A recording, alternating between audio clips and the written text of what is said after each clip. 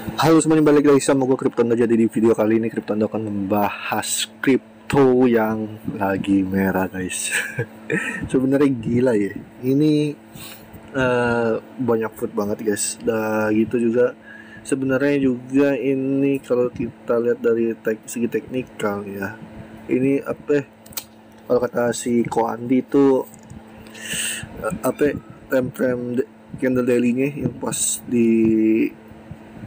waktu form C itu juga udah menunjukkan dia udah benar-benar bearish ya. Kalau kita cek dari apa Google chart pattern itu ada yang namanya gambaran candle sorry chart candle pattern. Ini ada nih. Bentar guys ya. Kok Shopee jatuhnya? Chart candle, bukan yang ini candle guys. Nah nih kayak berbentuk dia spin, kayak dibilang spinning top, terus doji juga, terus mana nih evening star ya kan, nih sama halnya seperti ini ya, evening star. Kalau kita cek lihat juga, nah nih ini dua hijau, terus ini membentuk evening star, terus langsung duanya merah. Kita cek aja dari Google nih, sama ya, evening star juga nih, dua candle merah, terus ini dua candle merah, dua candle hijau di sebelah kiri, terus sebelahnya dua candle merah. Terus juga nih ada candle hijau guys di area sini nih. Ini yang kecil ini. Nah ini ngerinya itu kalau kita cek dari, sebenarnya dia udah tembus ini trendline juga ya. Kalau kita cek dari garis miring ini nih, seperti ini udah gagal juga.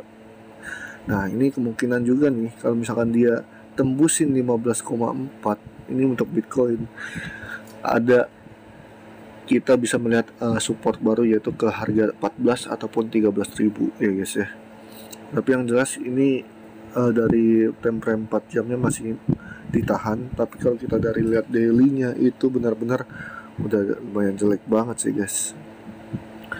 Untuk sideway untuk Bitcoin kayaknya udah nggak ada nih. Kemungkinan kita akan lebih jatuh dalam lagi ya guys ya. Nah ini foodnya juga sebenarnya banyak ya, dari si Crypto Mamba, terus si kampret ini guys, yang si akun 99.000 nih, kayak si Bitfinex ini, Bitfinex ED ini juga ngefood Binance terus. Nah kalau kalian cek juga Binance juga benar-benar jatuh ya ke $220. Nah sekarang 228. Waktu itu Kryptono juga udah pernah bilang kalau misalkan bukan Bitcoin ya, Binance kalau udah jatuh di harga $250 itu kemungkinan akan melanjutkan tren bearishnya. Cuman waktu itu dia udah pernah jatuh di harga $250. Nah sama si CZ cuman dinaikin itu. Nah lihat kan di tanggal 11 tanggal 21 di bulan 11 itu pernah low-nya di 249,7, cuman dinaikin dulu masih CZ karena ada launchpad ya, efek launchpad lah. Nah terus juga kena ke reject juga di tanggal